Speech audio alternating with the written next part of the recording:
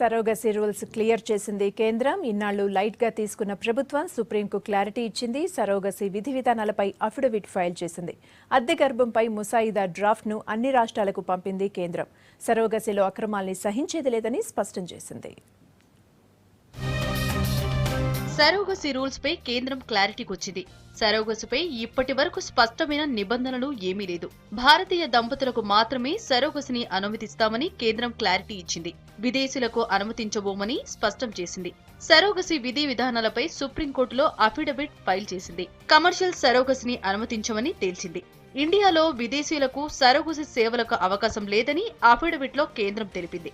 తదుపరి విచారణకు supreme court November 24కు వాయిదా వేసింది.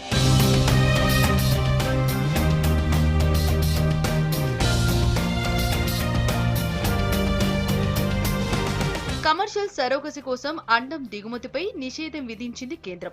పరిశోధనల కోసం ఉపయోగించే వాటిపై మాత్రం మినహాయింపులిచ్చింది. అద్దె గర్భంలో జన్మించే వికలాంగ శిశువులను తీసుకునేందుకు నిరాకరించే దంపతులకు జరిమానా విధించేలా రూల్స్ తీసుకొస్తామని కేంద్రం స్పష్టం చేసింది.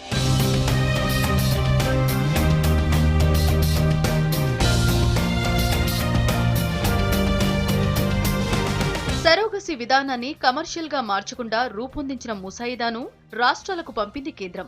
సరోగసీలో మహిళల ప్రయోజనాలు కాపాడేందుకు, కమర్షియల్ సరోగసీని నియంత్రించేందుకు సమగ్ర చట్టం తేవాల్సిన అవసరముందని కేంద్రం స్పష్టం చేసింది.